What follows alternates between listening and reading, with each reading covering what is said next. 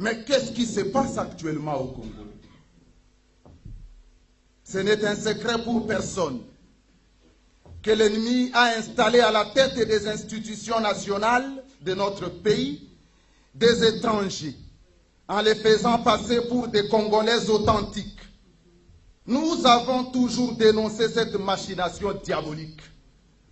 Depuis quand les Rwandais Kanambe Hippolyte, alias Joseph Kabila, est-il devenu Congolais? Je connais Azarias Ruberwa comme un sujet rwandais qui est venu demander asile politique à Lubumbashi en 1970 au Haut Commissariat pour les réfugiés. Il s'est dit pasteur comme moi. Peut-il être sérieux et respecter l'évangile en exhibant les documents qui prouvent sa naturalisation en tant que Congolais? Nous disons clairement que nous n'aimons pas ces gens-là et nous disons qu'ils ne sont pas des Congolais. Qu'on cesse de nous endormir. Qu'on cesse de nous endormir avec des critiques stériles.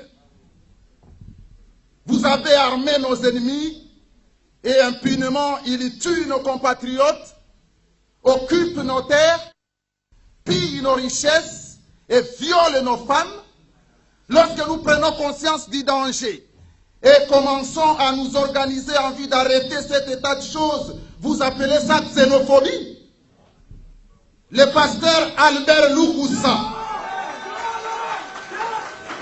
qui a été empoisonné dans les geôles congolaises pour avoir critiqué le président Hippolyte Kanambe, alias Joseph Kabila. Je suivrai leur exemple, car pour avoir fait preuve de courage et de détermination, ils ont réussi à changer les cours des choses. Ce que nous ne voulons pas, c'est le fait d'être continuellement victimes de la difficile cohabitation entre les populations rwandaises. Où est le problème des Congolais? Si les Hutus et les Rwandais ne s'aiment pas, les Hutus et les Tutsis ne s'aiment pas, où est notre problème en tant que Congolais?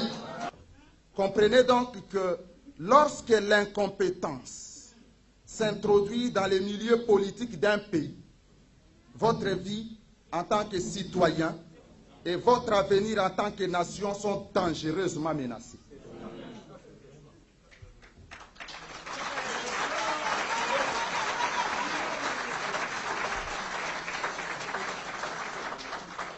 Et lorsque les pouvoirs publics sont incompétents et sans réelle vision politique, favorisant les changements et le bien-être social, comme c'est le cas actuellement en République démocratique du Congo, la société civile en général et plus particulièrement l'Église devrait constituer un véritable rempart pour la population.